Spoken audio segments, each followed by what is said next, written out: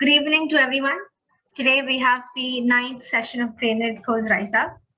And today we have Jyotish Krishna from grade 7 from Indian School Muscat going to present us with how much do we know about universe. So yeah, I would like to hand over the session to Jyotish and let's all get surprised by his presentation. Yes, Jyotish, I welcome you. Yes, thank you, Sri Lakshmi. So I would also like to thank Satish sir and the Brained community for giving me this opportunity, and also Ritesh because he only informed me about and introduced me about this Brained. I thank everyone who joined here. Okay. So you all might be having a thought about how everything formed, like the universe, the how it due to end. Many questions we all will be having, but most of the questions are like we don't have definite answers in science, but we have some relevant answers, like some theories which we will be discussing about in this session. So yeah, how much do we know about the universe? Our advancement in space research mainly focus on other celestial objects than what is in the solar system.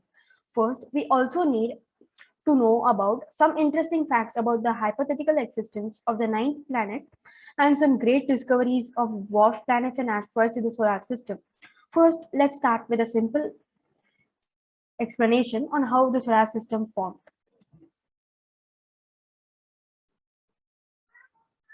At first, the solar system was just a huge cloud, which was the solar nebulae. First, the solar system was just a huge cloud, which was called the solar nebulae. And the sun formed first, and it makes up about 99.86% of the solar system's mass. Nebulae is a cloud of dust found in many places in the space, like many different places, which may form into a star system too. Jupiter and Saturn were the planets that formed first and started cleaning the remaining dust, which was only about 0.14%, not even 1.4, because the rest is taken by Jupiter and Saturn. Just 0.1% of the entire solar system.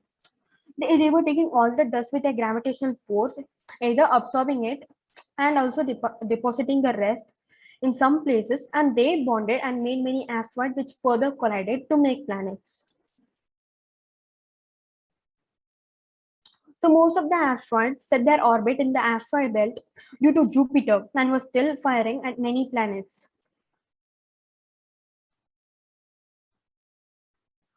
So once our Earth was formed, it was so hot, and about 400 asteroids were striking it every minute. The Earth was placed in the habitable zone, and many other factors like the existence of water, the size, gravity, and the axis tilt, and the one and only moon helped life thrive there. The formation of the Earth's only moon occurred when a planet named Theia collided with Earth and threw a lot of dust to space, and they wanted to create the moon. Mercury, the sun's closest planet. Mercury's diameter is about 4,880 kilometers, which is 85% occupied by its core. So the core influences the whole planet's size. So as it cools down, the planet will start shrinking. This was happening over the 4.5 billion years of the planet, causing it to shrink about 7 kilometers from its original size. The close position of it to the sun, which is very too, as it is the first planet and very close to it, it loses its atmosphere. It has a very thin exosphere, which mainly consists of oxygen, sodium, helium, hydrogen, and potassium. Being so close to the sun and the lack of atmosphere makes Mercury a planet of extremes. Extremes means like in day it gets too hot, and In night, it gets too cold. So in day, it reaches to 427 degrees Celsius. And in night, it's about minus 179 degrees Celsius. And we all know it's due to the lack of carbon dioxide, the less greenhouse effect. Mercury orbits the sun in a speed of about 160,934 kilometers per hour. So it takes only about 88 days to complete one revolution. A twin of the Earth, the Venus. Venus is the hottest planet in the solar system due to its thick atmosphere.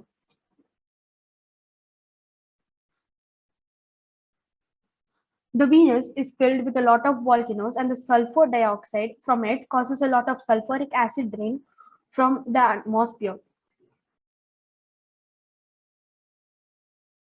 The wind travels at a speed of about 360.5 kilometer per hour. The atmosphere is so thick that the surface pressure is about 92 bars. So can anyone explain what is a 1 bar atmospheric pressure? If you know. I think it's a pressure in Earth, right? Yeah, in Earth at the sea level. Yeah, it's right. The thick atmosphere mostly consists of carbon dioxide, which makes the planet reach a temperature of 471 degrees Celsius. Although we consider Venus as a hell planet where nothing can survive, it is expected to be life-sustaining in the past. But even now, it is possible that life might thrive 30 miles above the surface, where the atmospheric pressure is almost equal to Earth. So there are chances of microbial life there. Mars, the red planet. Mars, a red planet, have a core which is similar to Earth, made of minerals like iron and nickel. So our Earth is also made of nickel and iron, so it's called the Nephe, just like that it is. But it also includes sulfur. So as it is almost similar to Earth, it also has it has a magnetic field which protects it from the solar winds from the sun, just like about how it happens in Earth. The core is covered with a mantle made of silicate materials, and the crust is made mainly of iron. So this is why we find traces of water in Mars, because it could have rusted the iron with even oxygen is present. So both of them together could have rusted the iron, making the Mars a red planet. Now the temperature in Mars drops almost minus 142 degrees Celsius, as most of the carbon dioxide is captured in the ice caps at the poles. Now, in case we try to live there, we can maybe launch a missile to the polar caps to evaporate and get carbon dioxide and water, which might result in greenhouse effect, and water might help life thrive there. But we can't be sure of whether that idea can work, because it will again start condensing. The atmosphere is not so thick enough to hold it. So because the Mars, the poles always used to evaporate in the summers, but again they will condense once the summer gets over. Jupiter, the so-called brother of the solar system. Jupiter is a pure gas giant which does not have any layers on it. Most of it is fluid. Fluid is either gas or liquid. It's made of mostly hydrogen, quarterly helium, and the rest small amount is ammonium, methane, and water. The Jupiter's atmosphere that is visible is about 70.8 kilometers thick, with different shades of white, red, yellow, and brown. It also has a storm that existed for a long time, which can fit two Earths in it. It's called the Great Red Spot, and it has winds that move in a speed of about 643.7 kilometers per hour. Jupiter is so big that with 1,000 Jupiters, we can fill the sun. For Earth, it takes about 1.3 million times. Jupiter has 79 moons, but it's still attracting a lot of asteroids, so it might get more moons, even more than Saturn.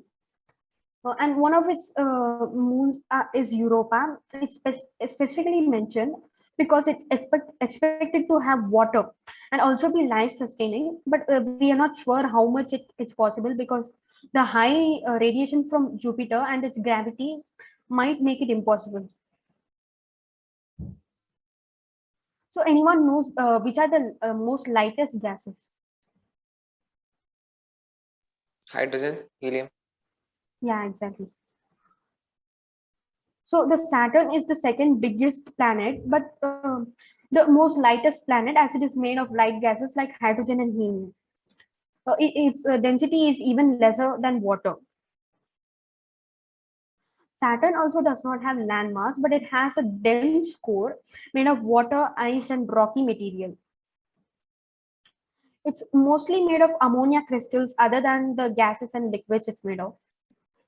The Saturn has its storm in the pole where two Earths can fit, and it's nearly a hexagonal shape. Saturn cannot support life, but some of its moon might, and it has about 82 moons, which is the most in the solar system. It has more moons than Jupiter, although it has less gravitational power than Jupiter because it's a bit more farther than Sun, so the Sun could not attract those moons. The iconic rings of the Saturn are made of ice and rocky substances from the celestial objects around Saturn, like the moons and also asteroids and comets passing by. Uranus, the planet that is tilted about 90 degrees. So Uranus is so far from the Sun, about 20 astronomical units, so it has a temperature dropping up to minus 223.3 degrees Celsius. So can anyone explain how much is one astronomical unit? Approximately 150 million kilometers. Yeah, and what is it referred to? Like how is the unit fixed? It's referred. Okay, I'll tell it. It's referred to the. Like from distance from Earth to Sun. Yeah. That's right. That's right. It has an Earth-sized core um, made of iron and magnesium silicate. The remaining is a large ocean with a composition of water, methane, and ammonia, which gives such a low temperature. So the tilt of the Uranus makes one pole always towards the sun and the other always towards the opposite. What effect it does is, in case Uranus was so close to the sun, one part will be too hot and bright, whereas the other one will be locked in darkness and cold. But in case of our Earth, we have a perfect tilt, which makes the poles experience a 6 months day and night, 6 months night. It is said that once Uranus was clashed by some unknown celestial object, which would have caused such a tilt, as before it might have not been much tilted, and also it would have created about 13 rings and 27 moons that are confirmed officially. Neptune, the last planet of the solar system. It is in a distance of about 30 astronomical units and has a solid core of about 1.5 times of the Earth's size, made of ice and silicate rock. The rest of the planet is an ocean of ice, methane ice, and ammonia ice. It is covered with clouds of hydrogen and helium gases. It also contains small amounts of methane. It has huge storms, which is winds blowing up at a speed of 1,931 kilometers per hour, which is the fastest ever recorded in the solar system. It has about 6 rings and 14 confirmed moons. Sedna, a dwarf planet beyond Pluto. Sedna is considered a hypothetical dwarf planet or planetoid, which orbits the Sun in a distance of about 84 astronomical units, which is 12,600,000,000 kilometers. Its surface is red in color And scientists say that its surface might be made of water, methane, and nitrogen ice with toluenes, which might be the reason for the red color. Toluenes are carbon-containing compounds like carbon dioxide, calcium carbonate, etc. And they are found in mixtures with water and nitrogen ice. So nitrogen ice is the solid form of nitrogen. It's even smaller than the Pluto's moon Charon. The surface temperature is almost absolute 0 degree Kelvin, which is minus 273 degrees Celsius. So we convert Kelvin to Celsius by subtracting the 273. So at such a temperature, everything will lose energy. Even the subatomic particles will stop moving. So it is said to be a part of the hypothetical Oort cloud, which is a blanket of comets, asteroids, meteorites, and other dwarf planets around the solar system. And we are not still sure if it is the end of the solar system, or even if it is there. We have a theory which blames Saturn or Jupiter to be the reason of such a long elongated orbit, as Sedna was formed a bit early at the time when Jupiter and Saturn were cleaning the dust in the solar system and slingshot the dwarf planet Sedna. And we also have an idea that it might have originated from another star system. So slingshot, how it happens is that when a celestial object gets too far from the object it's revolving around, it might it might start revolving very quick, and at one point escape the gravitational field and set off in a huge path, and again the sun might have caught it and make such a long elongated path.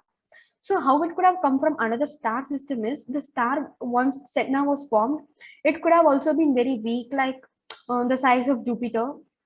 So the Sedna might have been slingshotted by it, and it would have turned to a rogue planet which entered our solar system, being captured by the sun. Some dwarf planets and what is beyond Pluto. There are 5 celestial objects which are confirmed as dwarf planets in our solar system. They are Ceres, Haumea, Makemake, Pluto, and Eris. So a dwarf planet is almost a planet which might be a failed planet. They might be having either smaller size, maybe because of that, or even if their orbit is much unclear, then also they would not be accepted as a planet. Ceres is located in the asteroid belt width of 150 million kilometers and expected to have water in it, and the others are either located in the Kuiper belt or near it.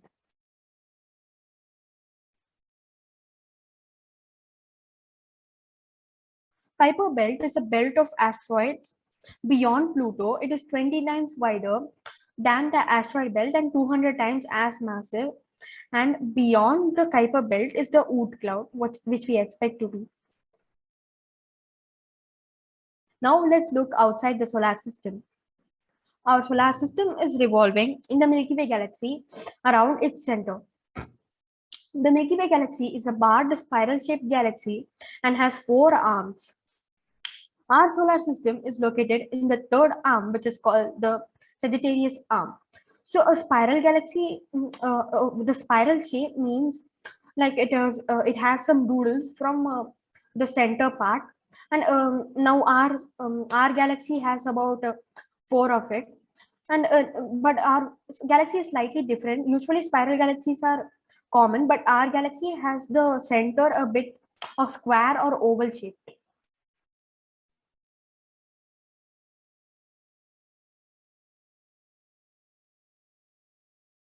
Now the Milky Way galaxy loses and gains a lot of stars every year. It had absorbed many small galaxies or nebulae. While these small galaxies were revolving around the Milky Way galaxy, they slightly bent it with their gravitational force. So the Milky Way galaxy does not have a flat structure. It's slightly disturbed, like a paper which is being made unstable by the flow of wind.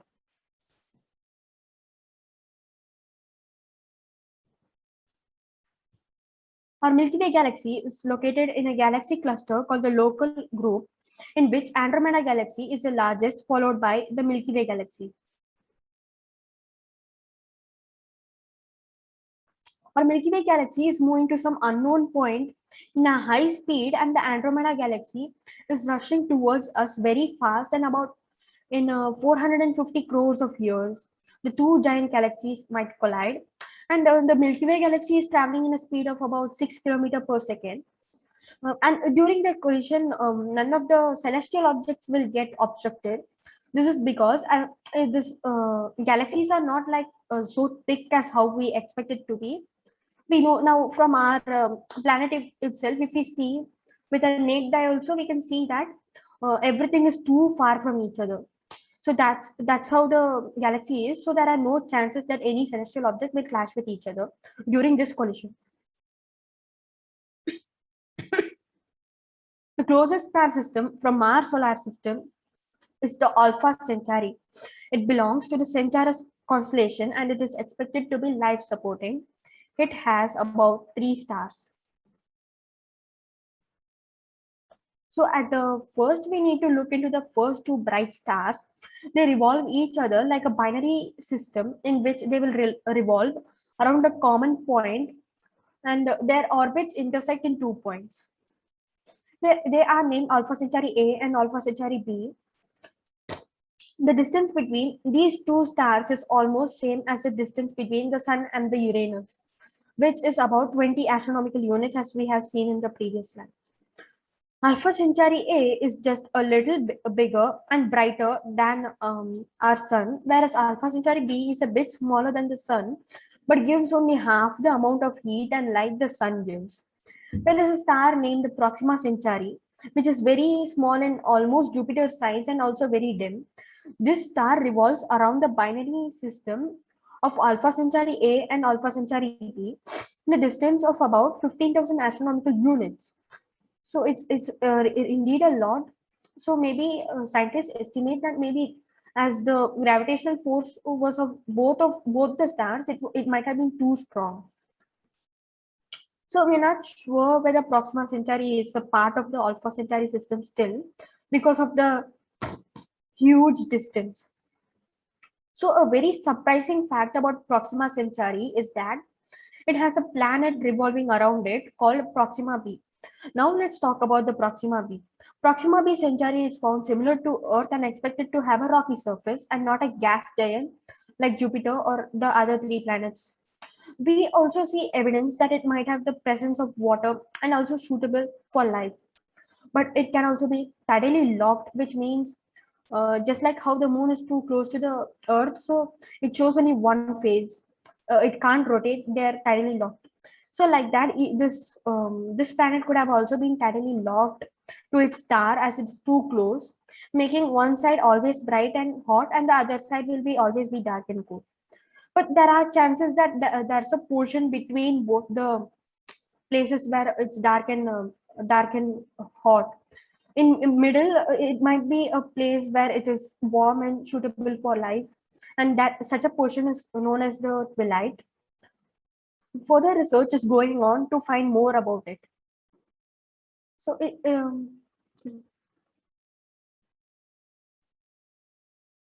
the beginning of the universe. Now that we have seen about various celestial objects, star systems, and galaxies, now we are going to look into the beginning of the universe.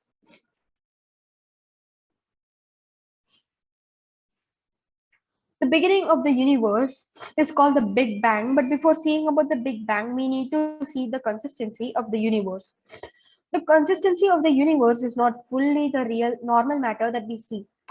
It consists of dark energy 69%, dark matter 26%, and normal matter only 5%. So let's go. Okay. The universe was first a really very small before the Big Bang, which is even smaller than a subatomic particle. At at that time it was very hot that matter and energy was almost same. So the heat energy given by the matter, and it became so hot and very energetic that it started moving in a extreme speed. In when it was we cannot even differentiate between energy and matter, like that it became.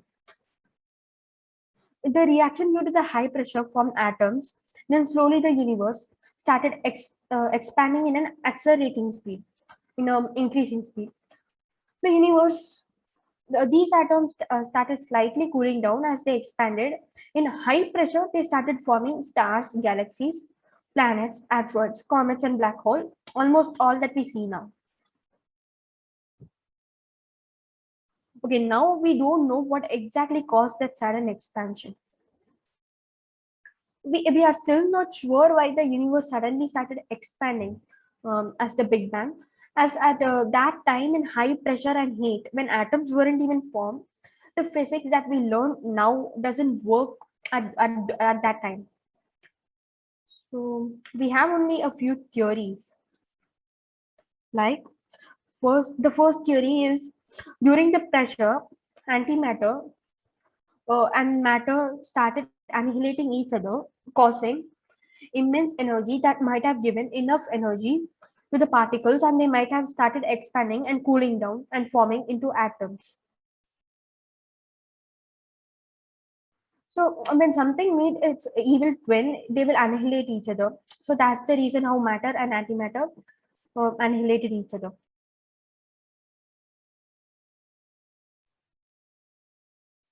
So the second theory is about now the universe is still constantly expanding. So if we find the reason for that, it might have also been the reason for the Big Bang. That's what we expect. So now the universe is still constantly expanding in an accelerating speed, and the reason is considered for now, as of now, as dark energy. Dark energy is strong enough to expand the universe at the speed of light. We will explain how dark energy is formed and all in later slides. So a theory says that at that time dark matter might be more than what we see now, all because most of them decayed at the same time while these matter and antimatter was flashing and made a sudden release of dark energy which started the Big Bang. So the when dark matter decays, it releases dark energy.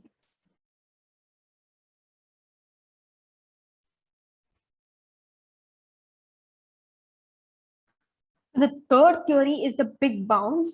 So for now, to understand the big bounce, we need to understand how the universe is going to end.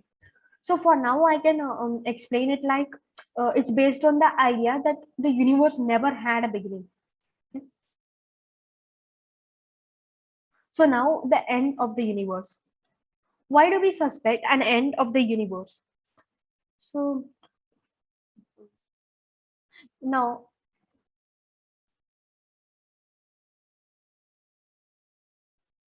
so we are still not sure. So the universe is still expanding in a very big speed.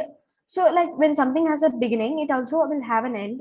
So if the universe has begun with the Big Bang, it should have an end too. So we have a few theories for it. So the first theory is the big freeze, a cold and dark ending. Now our universe is expanding in an accelerating speed due to dark energy. Already scientists have noticed that the galaxies are moving far from each other.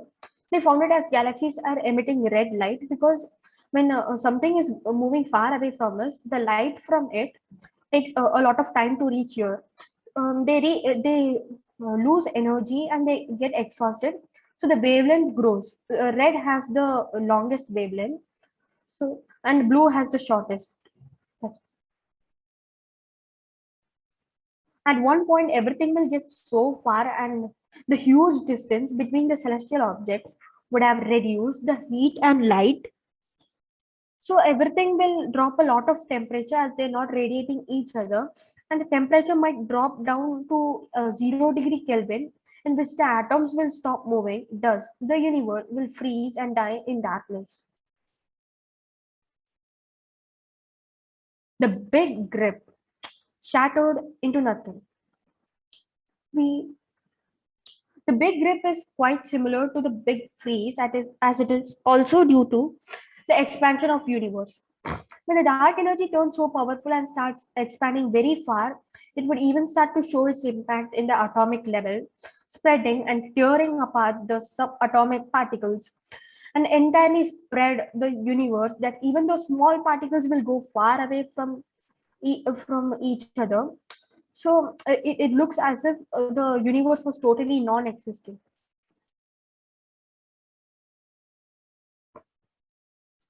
So the next one is the big crunch. Don't underestimate gravity over dark energy. As I have till now, I have showed like dark energy is very stronger than gravity, but gravity is also more stronger than dark energy. Let's tell why. So the big crunch is much different from the first two theories. When dark matter decays and releases a lot of dark energy, the source of dark energy will be over, and dark energy will slowly get weaker. So how it get weaker? You might be thinking, you might be having a doubt if the source is sending, how the energy will get weaker. But actually, till now, it was accelerating and very powerful because dark matter started. When dark matter decays and suddenly releases energy, it will give an immediate force which accelerates the speed. So that's how this happens. So at this point, gravity will show its power, starting pulling everything to the center, at where the Big Bang even started getting everything too close, heating it. They get to a heat at first how the universe was, and even the high pressure will start. So they get crushed, and atoms will break into the particles of what first the universe was made before the Big Bang. So we can conclude that the Big Crunch supports the second theory we discussed about the Big Bang, as it shows that everything will collapse in the absence of dark energy. So the second theory we discussed, like dark energy is the cause, right? So without dark energy, if the universe is again getting back, then that means that it is correct. So that's it.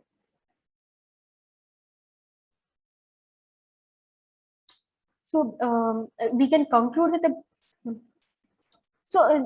this theory shows that everything will collapse in the absence of dark energy due to gravity. So let's go to now we will discuss about the big bounce. The big bounce is a mixture of the Big Bang and the Big Crunch, which we discussed right now. It is based on the idea that the universe never had a beginning. It just repeats itself by collapsing it and expanding. So, as the universe never had a beginning, it does not have an end. So, time also does not have a beginning, as we know, and it also does not have an end.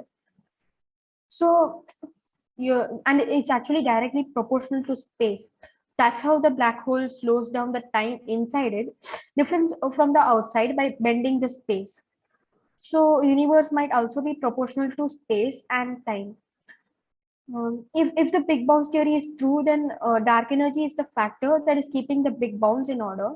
The reason that I am only telling dark energy without mentioning gravity is that so the dark in case we humans could control dark energy, then we can definitely stop this big bounce. But gravity means it's a bit doubtful.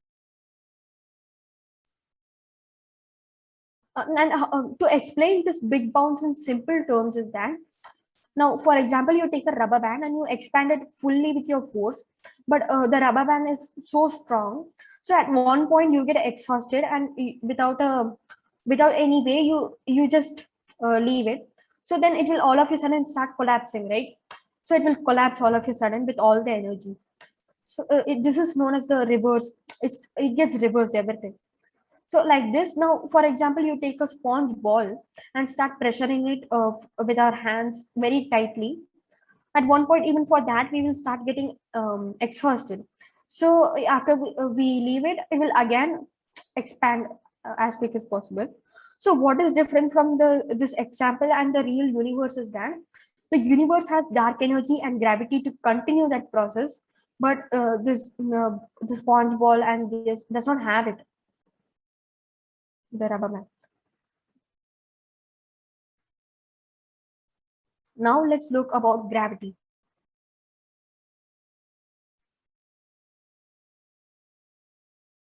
So what is gravity first? So gravity is one of the four forces of the universe: gravity, electromagnetism, strong nuclear force, and weak nuclear force. It is the force that keeps the universe stable from the rapid expansion by dark energy.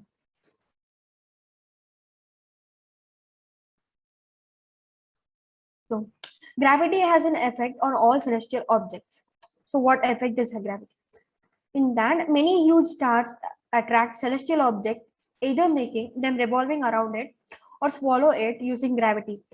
Rotation is also a factor caused by gravity, just because now if the gravity of a celestial object might over pressurize it, and at one point it might get disturbed slightly, making it rotate.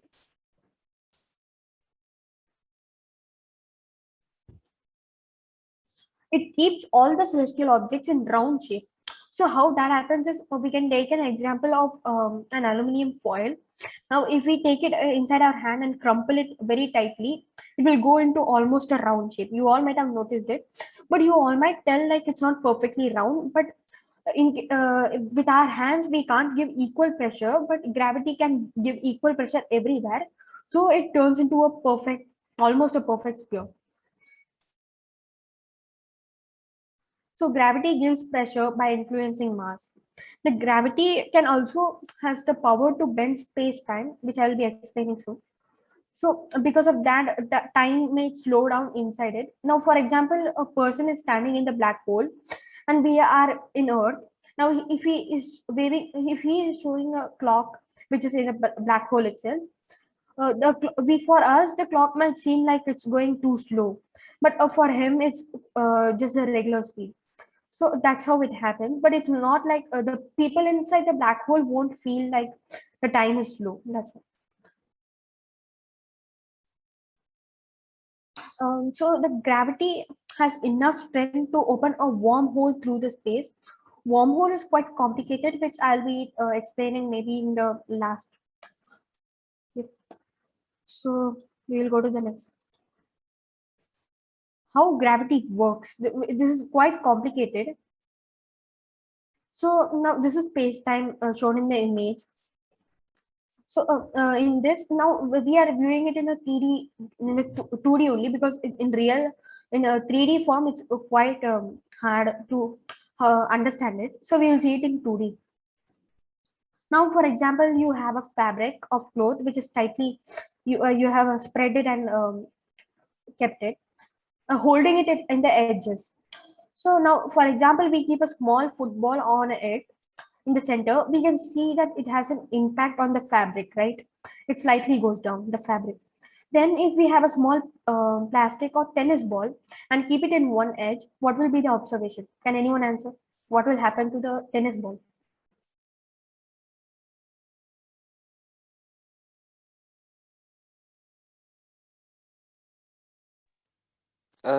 It will, the fabric will not be experiencing any change.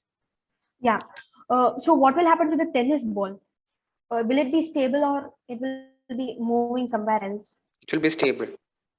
Yeah, but in case we keep it in far from the football, like a football is also there on the fabric.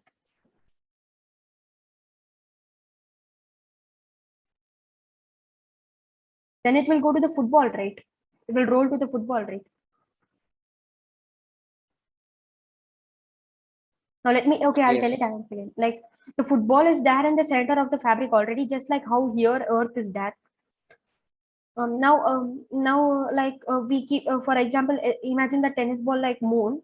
If we keep it nearby, it will start rolling towards the football, right? Because the fabric is a bit down. Yeah, like a low pressure, like that. We can explain it in that manner. So now if we take a beach ball and try the same experiment, beach ball has lesser mass than football, right? So we try with the tennis ball, means it won't easily roll to the beach ball. Now we again take the same football, and with a tennis ball we roll it over. Then what will be happening? It will start revoluting again. It will rotate against the around the football, right? But as time passes, it starts to lose energy, and it will slowly go to the football back. But in reality, I mean, in space, it won't happen because space does not have air resistance. So the tennis ball, like for example, the moon will not lose energy and go to Earth. It will be moving in the same speed and it will maintain an orbit. This is how orbit works. This is how orbit is formed.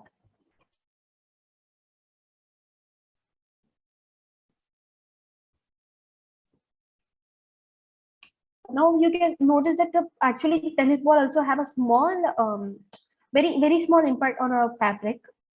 Like now, even our moon has gravity, right? So like that. Now, in case we take a small table tennis ball and keep it close to the plastic ball, it when when we start rolling them both at the same time, they both will start going around the football. But in case like but in case after some time it will start going to the football, right? But now for this case is what we in now you try keeping it so far away from the football and then roll it. So in this case, no, only after they lose energy, the table tennis ball will move away from the the tennis ball. So this is what happens. Like this is how Pluto has 5 moons, although it has a very weak gravitational force. I hope you all know it has 5 moons. It's very far from the sun, right? So the sun can't attract those moons, and Pluto is the owner of about 5 moons.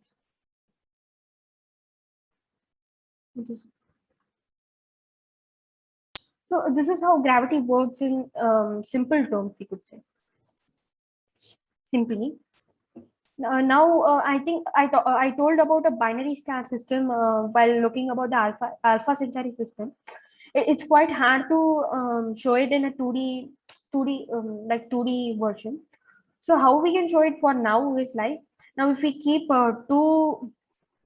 something flat, two objects that are flat on the fabric, and then we take a small tennis ball or a marble or even a tennis ball, I mean table tennis ball and all. If we roll it towards, it will make an 8 through the both the flat magnets, the type of things, right? So that's how the a binary star system also works. Mm, like in Alpha Centauri A and Alpha Centauri B, if their both orbits are connected, it will look like an 8, right? So that's how it works.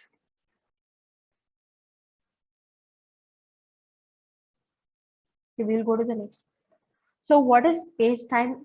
We don't know much about it, but we have some ideas about some hypothetical theories.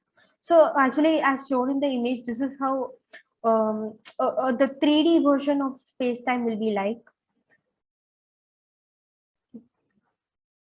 So we know that space-time is the kind of like the fabric of space, which makes the force of gravity by creating low pressure due to mass.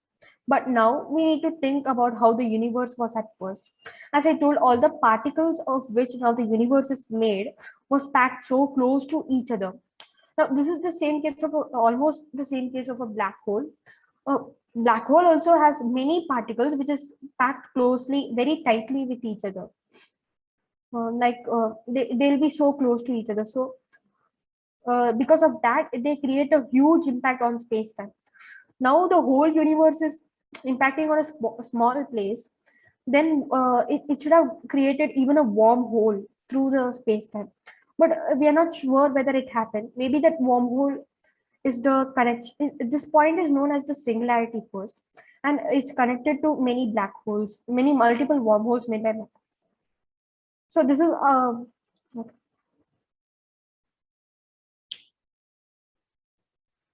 So many scientists also believe like there is another universe behind through the other side of the space time. So it might be just mirrored and totally opposite, and time will go in reverse. So now how can we go there is the next question mostly. How can we go to the other universe through space time?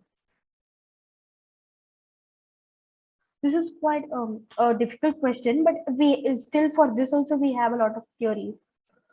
Like it is a wormhole, which is the only one, but we can't go through it because wormhole is found in places where the gravity is too high, like a black hole. When it impacts too much in space time, it will slowly create go so deep and create a big impact, which might make a hole through it to the opposite.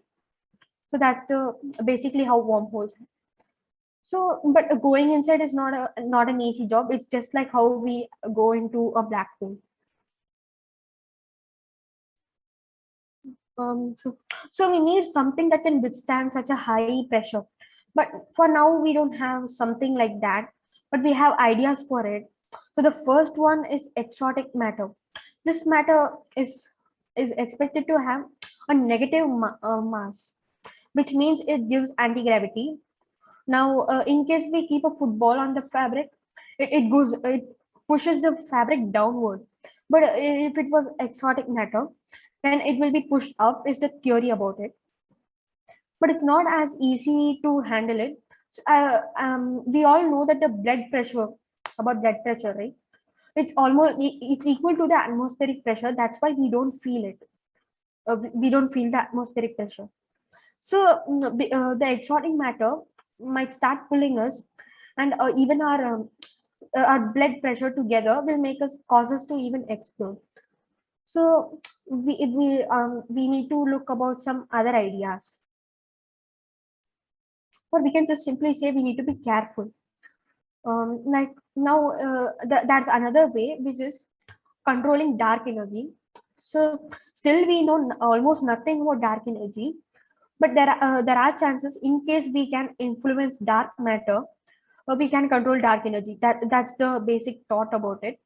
So if we control dark energy now, we might be able, because dark energy expands the universe, even though more powerful than gravity, right? It overcomes gravity. So now if we use it to just like withstand the black hole's gravity, we scientists expect that it might be possible, but that also we need to research for a lot. Some other ideas are like constructing our own wormhole, which might be a bit hard, but maybe in case we can do that. But that wormhole might also be like very okay, like it might also have a high pressure. Then we can see these kinds of wormholes in microscopic level.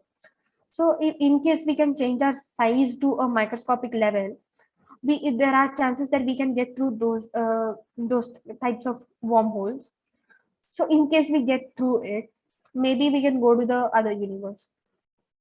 So these are some ways explained, but this is a lot like that are not possible for now, but maybe possible in future.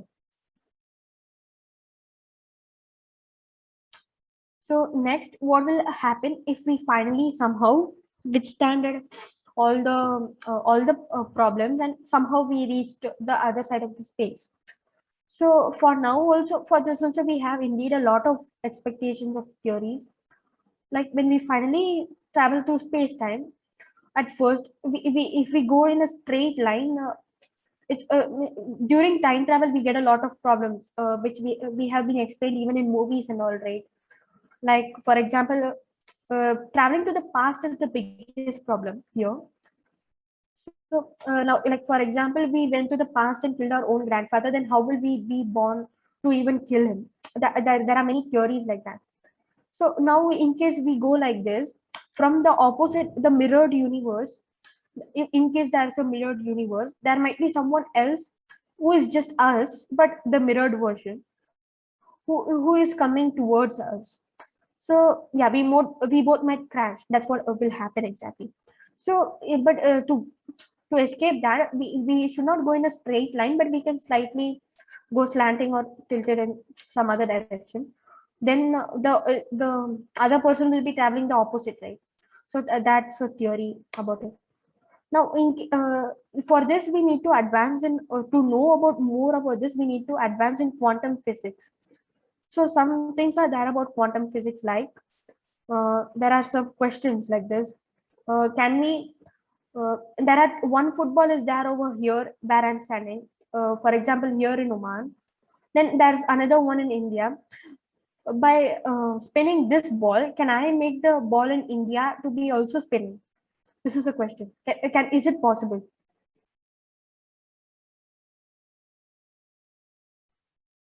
Anyone can?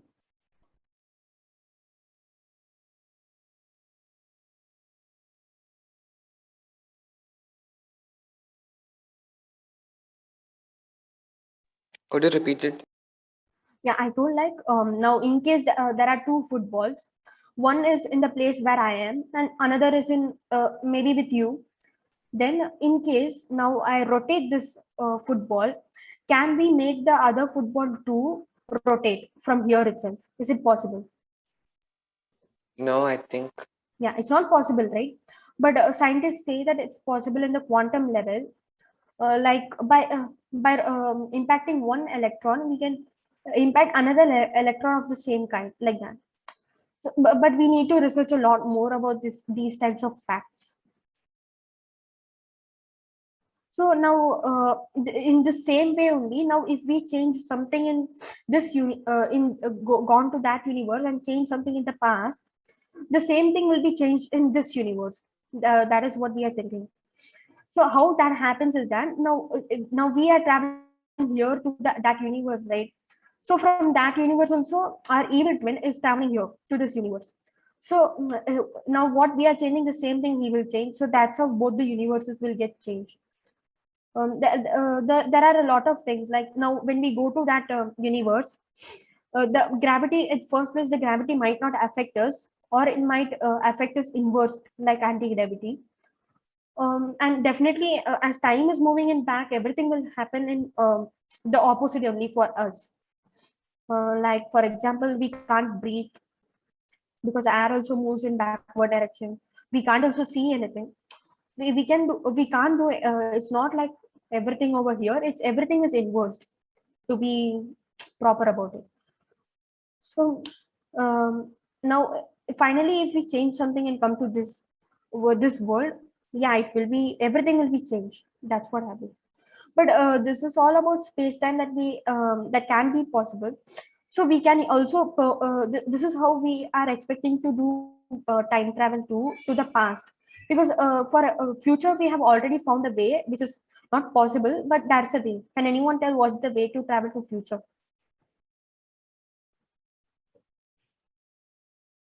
How can we travel to future? No, there is a chance, but we can't do it for now. It is going in the speed of light. In case someone is going in the speed of light for about 3 years, but when he comes back to Earth, for them the it might have been 30 years. So it's going to the future only. Repeat the question. You know, the question is over right now. But what the question is that there is a way to travel to the future through time travel. So how is that possible? There is a way.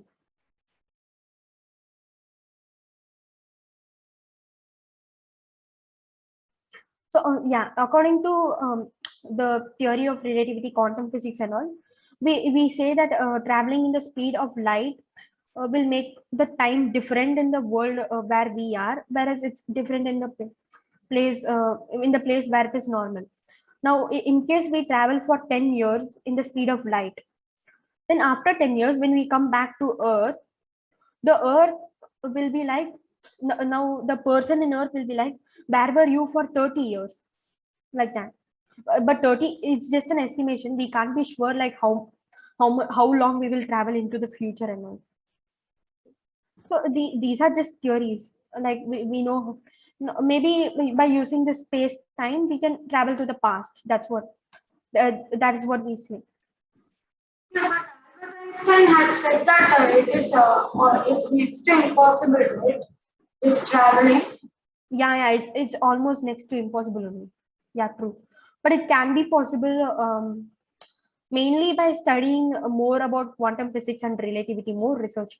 And I think you joined a bit late. At first itself, I mentioned like most of these theories are hypothetical only. it's not all true, but we need to know that all of these are possible. So yeah, that's all. Thank you.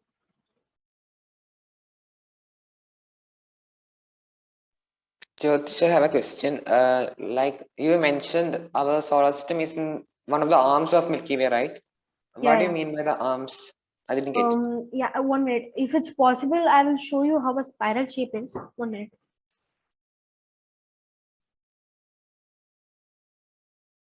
It is somewhat like 1 minute. A point. There's a point in the center, and there are many doodles coming from it. That's what. Now this is just 1 minute. This is just an illustration, but we can't say it's exactly like that. So somewhat like this. I hope you can understand. Like you can see this multiple arms, right? Yes. Yeah, so like that, and our Milky Way galaxy is of 4 arms. But everything that we tell right now about the Milky Way galaxies, like the physical features, we are not full. We don't know it fully. Like the images, all are definitely false because we are inside the Milky Way galaxy, right? So we can't take images of it from outside of it. That's what they are just reference made. That's actually I forgot to mention one thing. The sun, the solar system has revolved around the Milky Way galaxy for about 20 times till now since its formation.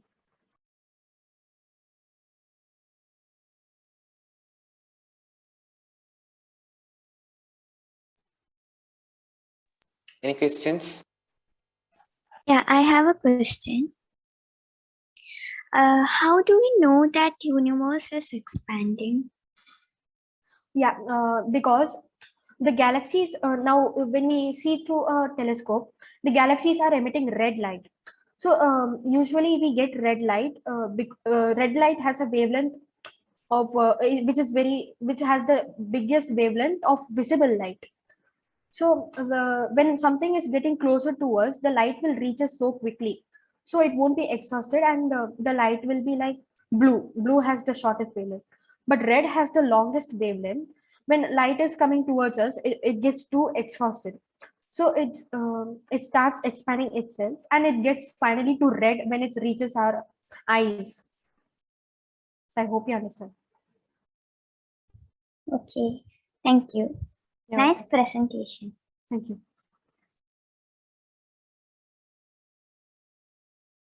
So let me get to the point. The session was really amazing. It was really good. The presentation was good. Overall, it was amazing. Congratulations. So we would like to have feedbacks from all of you about Jyotish's session right now. So all of you could, unmute yourself and speak a few words about his presentation and his, overall everything. Yes.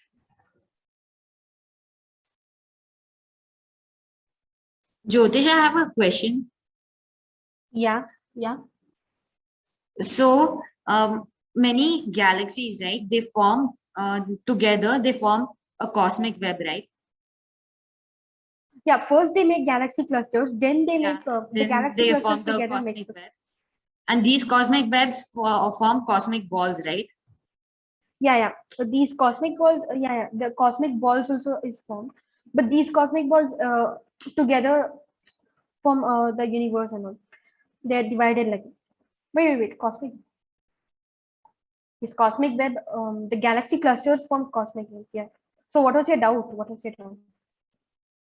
Then will one cosmic ball have be a duplicate universe of another one, another cosmic ball? Can it be reflected to form another cosmic ball?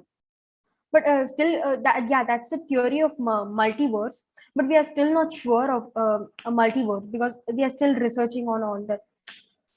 Like how the universe might have been like a lot of universes and like it's known as the alternate. Everything has an alternate, right? And that also it has multiple alternates. Like there are many examples. Like this could have happened in many different ways, right? One thing. So like that, even the what the universes could have formed multiple alternates of it itself. That is the theory of multiverse incident. But all that I can tell about these theories are like it's we can find more only when we research and advance more in quantum physics. Even are these cosmic balls like, you know, expanding, like they are going farther from each other? Yeah, everything is no. Actually, it's like, how do I say? Each and everything single celestial object is getting far from each other due to dark energy. But for now, it's only the galaxies that are getting far from each other. I think while mentioning about the big rip, I told about that. Like for now, the impact of dark energy is only over a total mass of the Milky Way galaxy. But as it increases and gets more powerful, it will start showing like each and every single star system, star, celestial objects, asteroid, and then slowly it will come even to the subatomic level, spreading electrons, neutrons, everything almost. But these cosmic balls are present in the universe, right? Yes, I did not get you. No, I mean, so these cosmic balls are going farther from each other, right? Yeah, they are usually, cosmic balls are usually near to each other. They are getting far from each other, but it's almost equal only. You have to just see it in the view of a galaxy for now. But before, no, only cosmic balls were getting far from each other due to dark energy. Okay, okay then. Yes, if you have any more doubts, we can Thank have you, it in. Yeah.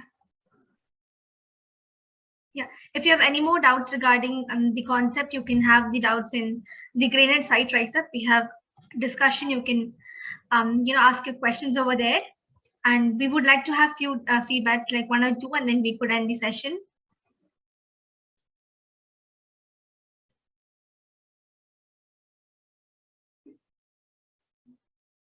Actually, we would really like to have some feedbacks about his effort. We have to actually congratulate the effort he has done to make a presentation for 1 hour. So it would be good if one of you, or maybe 2 of you, could just open your mic and just tell something good about him and his efforts he has taken. The presentation was very nice. Like, I didn't even know there were so many theories on the universe. Thank you. Yeah, it was very good actually. There are many facts which it was very good collected actually. Yeah, because many people would have not known that lots of like they would have known the common information such as the Venus is like the evening star like that, all but still, then they would have not known more like much about that. So it was such a very good presentation. So keep that. Yeah, thanks a lot. And about gravity, I think as I did not show it physically, it might be confusing for most of you. You can search for it. There are a lot of demonstrations of it. Yes, more feedbacks can be done on our Granite site. We have feedbacks. You can add all of your feedbacks on the presentation and the effort he has done on our website. So thank you so much for all of you to join in. And once again, I congratulate Jyotish for a wonderful presentation and the hard work he has done for the Rise Up program.